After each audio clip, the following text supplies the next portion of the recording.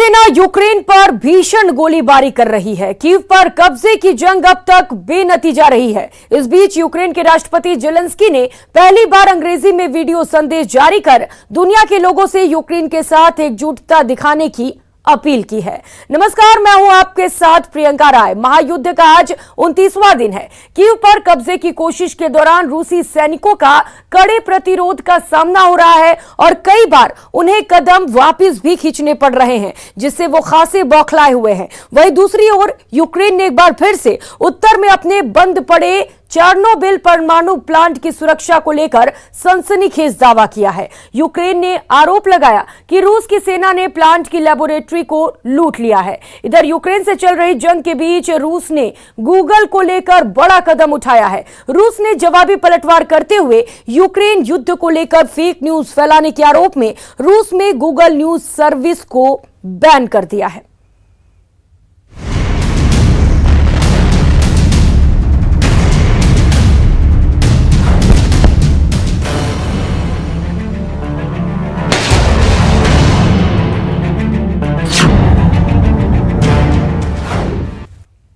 और रुक कर लेते हैं बड़ी खबर का। रूस यूक्रेन युद्ध के बीच बड़ी खबर सामने आ रही है। स्टोल्टेनबर्ग का कार्यकाल 1 साल के लिए बढ़ा दिया गया है। नाटो के महासचिव जेंस स्टोल्टेनबर्ग का कार्यकाल बढ़ा दिया गया है। यूक्रेन पर रूसी हमले से उत्पन्न सुरक्षा संकट को लेकर यह बड़ा फैसला लिया गया है। महासचिव को हटाने से सैन्य संगठन चलाने में दिक्कत आ सकती थी। नाटो नेताओं के फैसले से सम्मानित महसूस कर रहा हूं, स्टोल्टेनबर्ग का ये बयान भी सामने आया है। उन्होंने कहा है कि नाटो के इस फैसले से वे खुद को सम्मानित महसूस कर रहे हैं।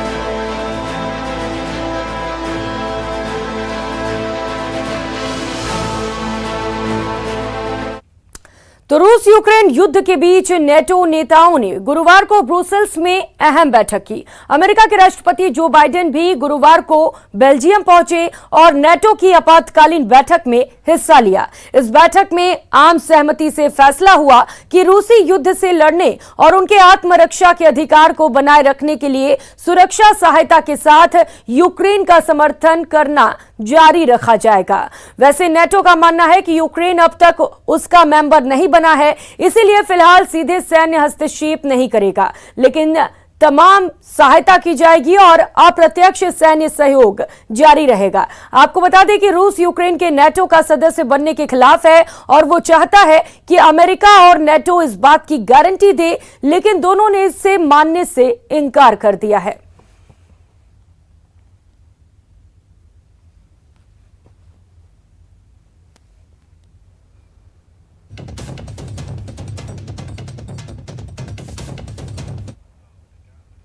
उधर अमेरिका सहित यूरोप के कई देशों में यूक्रेन की मदद कर रहे हैं, फिर चाहे वो मानवीय सहायता हो या फिर यूक्रेन को अपने बचाव के लिए हथियारों की जरूरत हो। हालांकि इस युद्ध में कोई भी देश यूक्रेन की तरफ से भागीदार नहीं बना, लेकिन यूक्रेन को हथियार जरूर मुहैया कराए गए। इसी कड़ी में ब्रिटेन ने ऐलान किया है कि 6000 मिसाइलें और फंड भी यूक्रेन भेजेगा।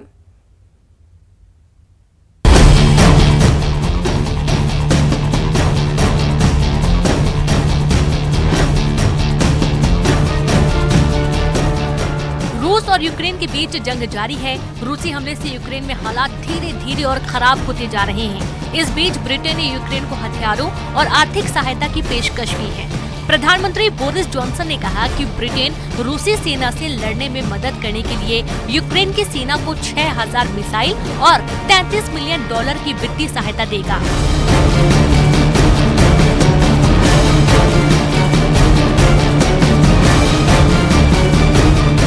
सैन्य सहायता में टैंक रोधी और हाई विस्फोटक हथियार शामिल हैं। नाटो और G7 नेताओं के साथ बैठक में इस बात पर भी सहमति बन सकती है कि यूक्रेन की ताकत को बढ़ाने के लिए और क्या किया जाना चाहिए। यूक्रेन पर आक्रमण के खिलाफ अभी तक पश्चिमी देशों की ओर से रूस पर कई प्रतिबंध लगाए जा चुके हैं।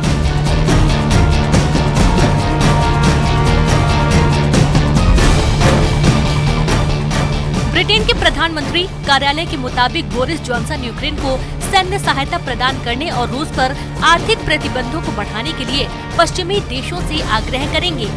डाउनिंग स्ट्रीट ने कहा कि खुफिया सहित यूक्रेन की रक्षा क्षमताओं को बढ़ाने के लिए भागीदारों के साथ काम करने के ब्रिटेन के इरादे को विस्तार से बताएंगे।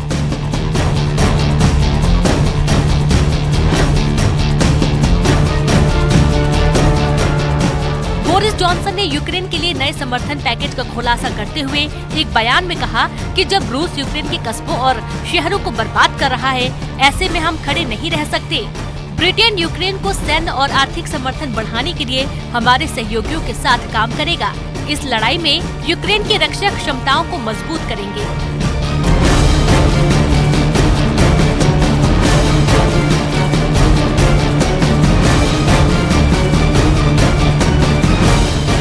ब्रिटेन के प्रधानमंत्री बोरिस जॉनसन ने आगे कहा कि अंतर्राष्ट्रीय समुदाय को यूक्रेन में आजादी की अलख को जगाए रखने में जोखिम उठाने के लिए विकल्प देखना होगा।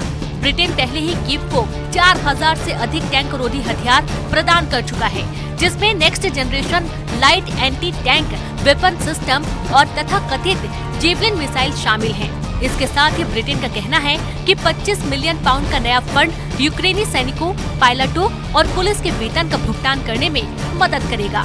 Bureau report, news 18।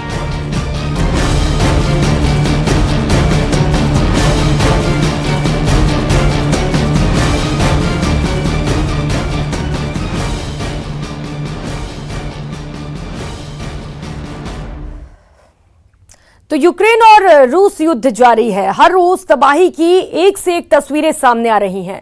ना यूक्रेन झुकने के लिए तैयार है, ना ही रूस। रूस के यूक्रेन को तबाह करने के अपने दावे हैं, वहीं यूक्रेन के रूस के सामने नहीं झुकने के अलग दावे हैं। दोनों देशों के बीच दावों के बीच रूस पश्चिमी देशों के आर्थिक प्रतिबंध झेल रहा है, वहीं यूक्रेनी पश्चिमी देशों से हथियार लेकर रूस की सेना को बड़े शहर में प्रवेश करने से रोक रहा है।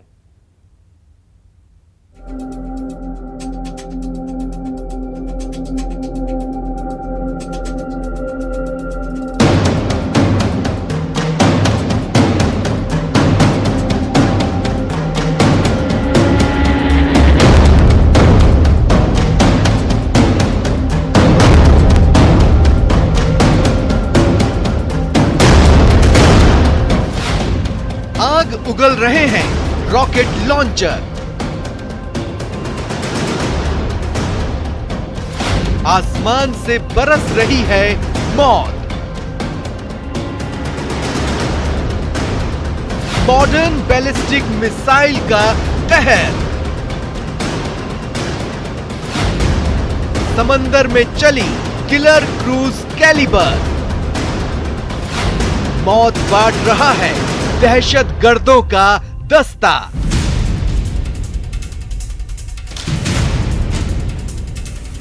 जंग हर रोज ज्यादा भयावह होती जा रही है। दोनों देशों के बीच डिप्लोमेटिक रास्ते काम नहीं आ रहे। जेलेंस्की शांति के लिए चिल्ला रहे हैं, लेकिन बात नहीं बन पा रही। जेलेंस्की गुहार लगा रहे हैं, लेकिन पुतिन उनके सामने झुकने को तैयार नहीं है। युद्ध शुरू होने से पहले इसकी भयावहता की इतनी चर्चा नहीं थी। मिसाइल और परमाणु युद्ध की चर्चा नहीं थी। यूक्रेन के साथ चल रही जंग में जो हथियार इस्तेमाल हो रहे हैं और जिस तरह से परमाणु हथियारों की चर्चा हो रही है, परमाणु खतरा रूसी राष्ट्रपति व्लादिमीर पुतिन ने खुद ही जारी किया था। युद्ध के कुछ ही दिन बाद जब नाटो और अमेरिका के साथ कुछ पश्चिमी देशों ने यूक्रेन की मदद का ऐलान किया था, तो रूस ने अपने परमाणु दस्ते को हाई अलर्ट पर रख दिया और पूरी दुनिया में विश्व युद्ध के साथ परमाणु युद्ध का सायरन बजा डाला।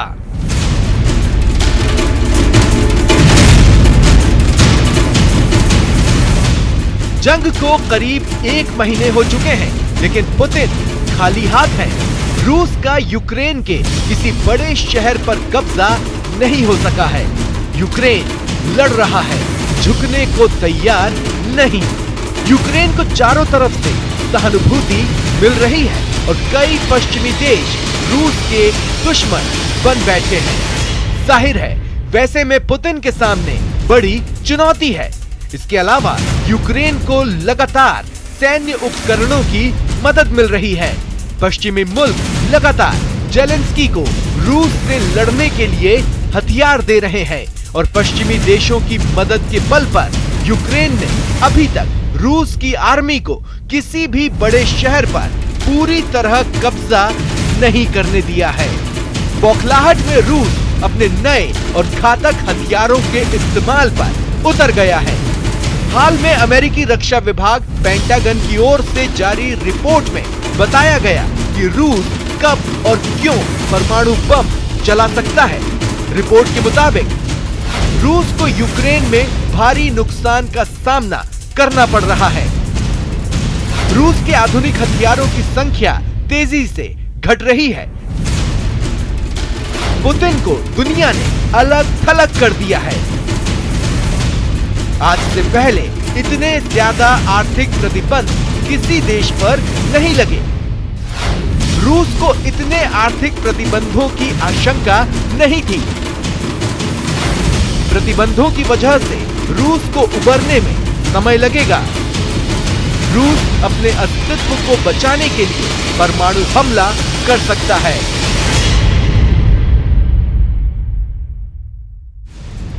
दुनिया इसलिए डर रही है कि कभी भी विश्व युद्ध हो सकता है। रूस अपने उस कहावत के जरिए बहुत जड़ से जुड़ा हुआ है जिसमें कहा जाता है कि दुनिया में रूस नहीं, दुनिया में परमाणु युद्ध की टेंशन है और इस टेंशन में हर रोज मॉस्को से पेट्रोल डाला जा रहा है। हर रूप में किसी न किसी दिन क्रेमलिन अपने परमाणु बमों की धमकी दे रहा है। यूक्रेन के शहर खाक हो रहे हैं। रूस के फाइटर जेट, रूस की मिसाइल और आर्टिलरी के हमलों ने यूक्रेन के शहरों को नर्क में तब्दील कर दिया है। मारियोपोल जैसे शहरों में लोग भूख से तड़पने को मजबूर हैं। पीने के लिए पानी नहीं, रहने के लिए कोई ठिकाना नहीं बचा है। रूस और यूक्रेन की सेना एक दूसरे पर बम गोले बरसा रही है। उससे आम लोगों की जान तो जा ही रही है, लेकिन ये जंग ऐसा माहौल तैयार कर रही है, लगता है सबका मरना तय है। अब मौत चाहे जैसे आए, अब मौत चाहे जैसे आए, जब आए। रूस ने यूक्रेन पर बेस्टियन कोस्टल मिसाइल सिस्टम से हमला किया। महज 20 सेकंड के भीतर एक के बाद एक 3 बेस्टियन मिसाइलें यूक्रेन पर दागी गईं। लॉन्च पैड से निकली मिसाइल पहले हवा में काफी ऊंचाई तक गई और फिर टारगेट की ओर रुख करते हुए आगे निकल गई। ये तीनों मिसाइलें यूक्रेन के सैन्य ठिकानों को तबाह करने के लिए दागी गई। रूस की ओर से दावा किया गया कि यूक्रेन के जिन ठिकानों को टारगेट किया गया, वहां पर यूक्रेनी सेना ने पश्चिमी देशों से आए हथियार और गोला बारूद छिपा रखे थे। रूस ने दावा किया कि उसके इस हमले में यूक्रेन का एक anti aircraft missile system S-300 पूरी तरह नष्ट हो गया। इससे पहले रूस का ड्रोन यूक्रेन के इस मिसाइल सिस्टम का पीछा करता भी दिखाई दिया और फिर जैसे ही यूक्रेन का ये मिसाइल सिस्टम अपने बेस पर पहुंचा, रूस ने टारगेट लॉक किया और उस पर बमबारी कर उसे ध्वस्त कर दिया। वहीं रूस के हमले के बीच यूक्रेन की सेना ने एक वीडियो जारी कर रूस के टैंक को तबाह करने का दावा किया। और यहाँ वक्त हो चला एक छोटे से ब्रेक का, लौटेंगे फौरन।